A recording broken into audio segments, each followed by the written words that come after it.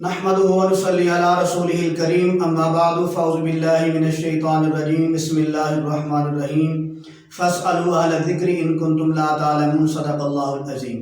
آج کا ہمارا پہلا مسئلہ یہ ہے، دکان پر، پلازے پر، فرنیچر پر یا گاڑی پر زکوٰۃ ہے کہ نہیں؟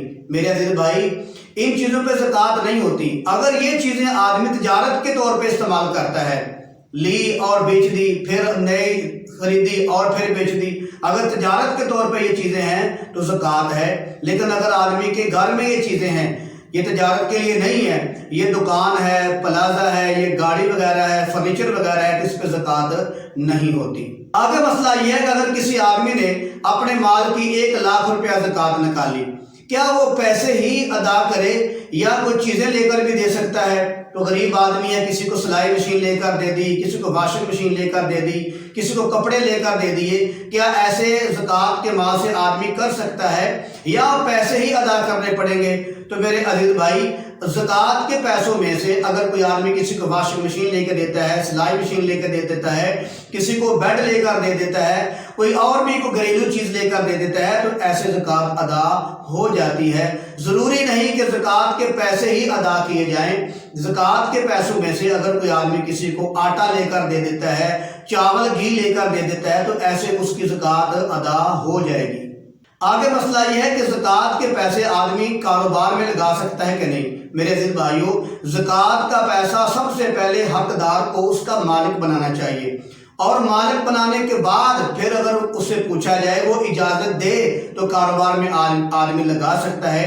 لیکن جو زکوٰۃ نکالنے والا ہے وہ زکوٰۃ کے پیسے خود بخود کاروبار میں لگا دے، یہ بالکل ناجائز ہے، یہ طریقہ غلط ہے۔ زکوٰۃ کے پیسوں کا فقیر کو، حقدار کو اس کا مالک بنانا چاہیے۔ جب وہ مالک بن جائے اس کے بعد اسے اجازت لے کر کاروبار میں آپ لگا سکتے ہیں، لیکن ڈائریکٹ آپ زکوٰۃ کے مال کو کاروبار میں لگائیں، یہ بالکل ناجائز ہے۔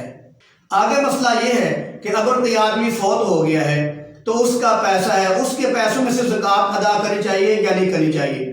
میرے عزیز بھائی، جو آدمی فوت ہو گیا ہے اس کے جو پیسے ہیں، اب ورثاء اس کے مالک ہیں، سب سے پہلے اس کے مال میں سے قرضہ ادا کیا جائے، اس کے بعد جو ہے ورثاء میں مال کو تقسیم کیا جائے۔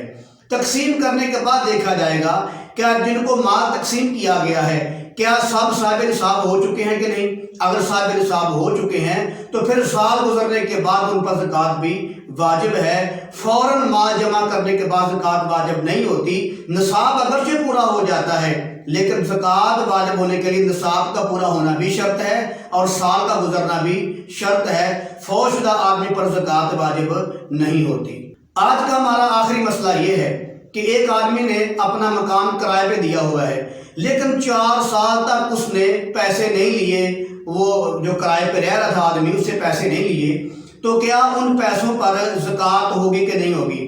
میرے عزیز بھائی، زکوٰۃ اس وقت ہوتی ہے جب آدمی پیسوں کا مالک بن جاتا ہے۔ جب اس کے پاس پیسے ہے ہی نہیں، وہ مالک ہی نہیں بنا، تو مالک بنے گا، اس کے بعد دیکھا جائے گا کہ اس کا نصاب پورا ہے کہ نہیں۔ اگر نصاب پورا ہے پھر دیکھا جائے گا کہ اس پہ سال گزرا ہے کہ نہیں گزرا۔ لہذا اگر وہ اس کے پاس پیسے ہیں جس نے کرائے پہ مکان لیا ہوا ہے، وہ مالک کو پیسے نہیں دے رہا، تو لہذا مالک پہ زکوٰۃ بھی واجب نہیں ہوگی۔